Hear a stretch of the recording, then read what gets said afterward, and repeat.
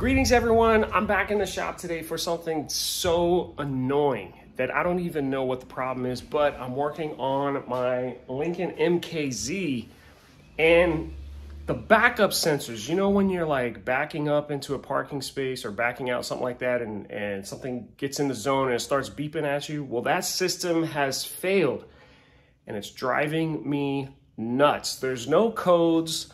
I hook up a little computer to the car to see if there's any kind of codes or anything like that. Nothing shows up. The only thing, something on the dash says, or the instrument panel says, so it says driver door ajar, but it also says check rear park aid right away. So I'm gonna go ahead and put it in reverse, and you'll see that it says rear park aid.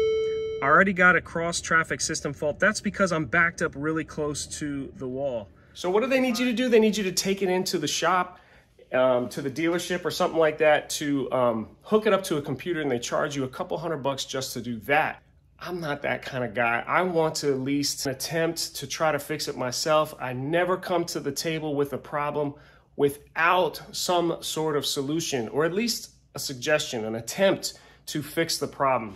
I'm gonna give it a try, and if I've tried everything that I think I can do, then I'll take it into the shop. I did a little analysis on the car, did some logical tests, which I'll talk to you about. Also went online to see if there's anybody else reporting the same kind of issue. Went to a couple different forums. I couldn't find anything except for one little thing. There is a tiny little speaker that's in the back part of the car, the back area behind the rear seat or the back seat, that has a tendency to go bad. And if that goes bad, obviously the system's not working properly, because it's supposed to alert you if something is in the zone. So if the speaker's not working, it can't alert you, so the system shuts down and reports a failure. I'll tell you, that speaker I found on Amazon for like 15 bucks. Pretty cheap, and it's a real cheap part.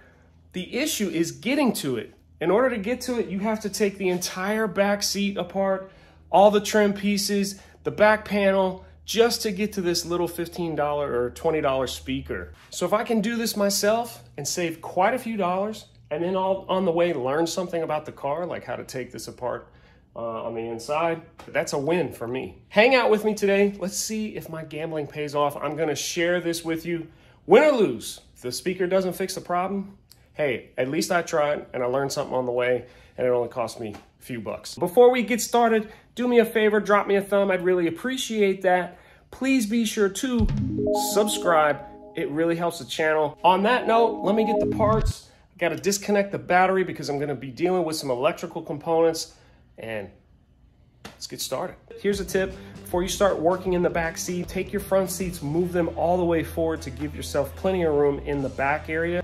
You'll thank me later when you do this. Some of this process is gonna be trial and errors. I've never done this before. I'm not going to bore you with all those little details, but I will take you step by step once I figure out what step that is to take. So that speaker's hooked up to the electrical system in the car. Always want to disconnect the battery.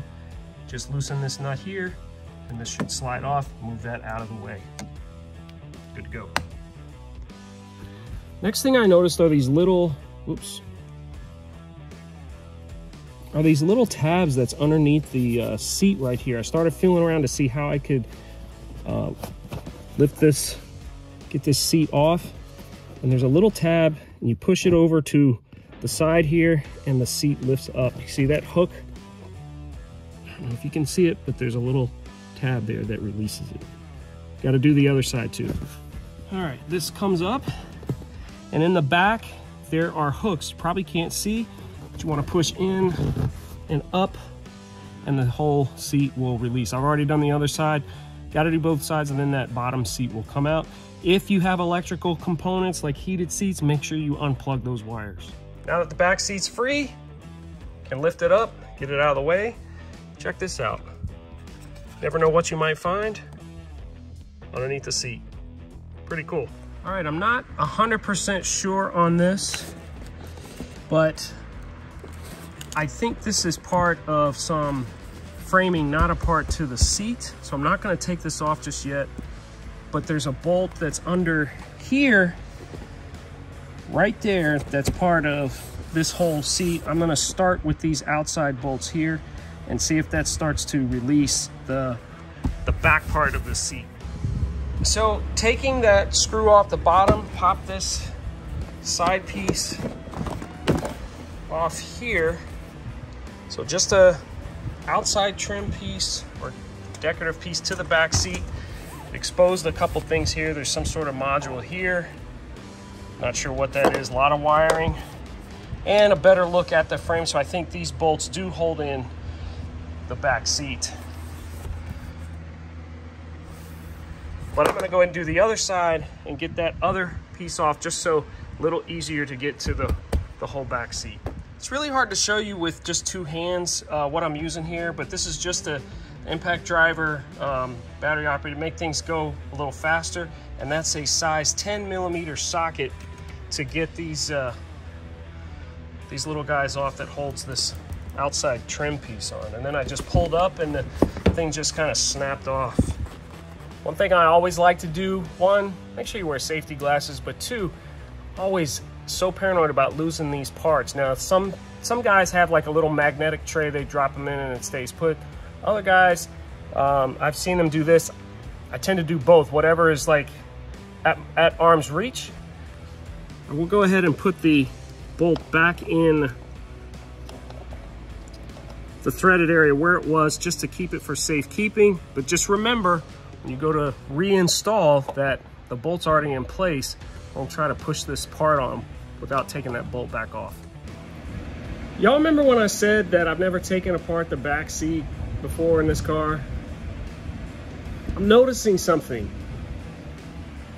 There are swivel points in the framing. Kind of wondering if this car has a feature with fold down rear seats to give you more trunk space, or a safety feature that if we were to ever get locked inside the trunk, I can pull that lever and the back seats would open up. Let me check.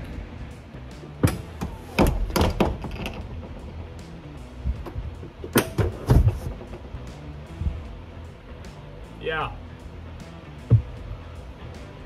Cool. Captain Kirk said it best. We learn by doing. So after looking at this a little further, I probably didn't need to remove the back seat. All these little plastic pieces need to come off, and it looks like there's only two little, those push pin things where I use my special tool to get underneath there and pry out. And I think this decorative cover will just kind of lift off. As you can see, I took a few of the trim pieces off. They're laying right there. Those are the speaker covers, or the grill guards for the speakers. And I was able to slide this cover, but I don't want to go too much because there's a light here. It's got some wiring in it. I don't want to fight with that. Oops, sorry about that. I don't want to fight with that too much. But if you look over in this area here, there's the speaker. That's what I'm going to replace, and hopefully that's the problem. So let's go ahead and swap that out. Really hard to do this, so I'll just get started. Have to use a short screwdriver because it hits the back glass there, and take this out. This came out, but this is the old one.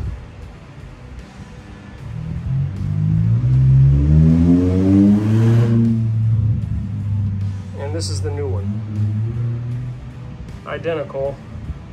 But let's put the new one in and see if anything changes. All right, let's get this little speaker back in there. Just reverse the process, put this in place, put the wires, plug the wires back in, mount this down, put all your decorative pieces, that foam pad in the back, secure them with the clips, and let's test it out. Go ahead and plug it in. There's really only one way it can go. And then I will secure it with the anchors. Oh, forgot the double-sided tape. Not that it's necessary. Pop those down in place. And then go ahead and screws down, snug them up. All right, trim pieces all back in. Gonna fold the seat up. All right, those pieces are in. Now for the seat. Okay, just about got the seat in. Just wanted to throw a reminder, make sure you have your seat belts in place. You don't want them to get stuck under the seat. You have to take everything off just to try to get them. There's hooks in the back. You have to slide this seat back far enough so it hooks. And when it's in alignment, you push down, you'll hear a click. Just like that. Lift up on the seat. Safe and secure. Hook the battery back up. Tighten it down. Let's give this car a proper test. Okay, so it says now rear park aid is on, and you can tell by the brackets around the word on. And if I back up, it starts getting close into these sensors here.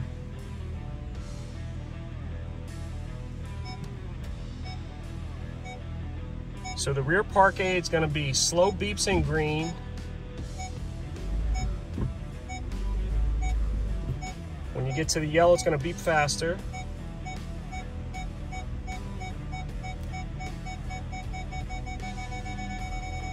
Get into the red, it's a solid tone.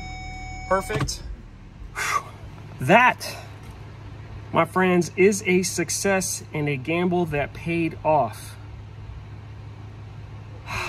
Nothing makes me happier than having an accomplishment like this, something I was a little unsure about, but I decided to give it a shot anyway, see what happens, and now paid off. I don't have to take my car to the shop, to a dealership, and pay a ton of money. It only cost me $17, I think, and a couple hours of my time to figure some things out. I want to encourage you to do the same. If you're faced with a situation where you're a little unsure, but you think you know what's wrong, not quite sure, go for it. Take a shot. You never know what the outcome may be, but you definitely know what the outcome will be if you don't take the chance. I think it's time for a mega pint. Well deserved, in my opinion. I'm the Capable Gentleman. Thanks for hanging out with me today. And I'm always showing you ways to go from dirty to dapper and to encourage you to never stop learning. Until next time, be kind, everyone. See you next week.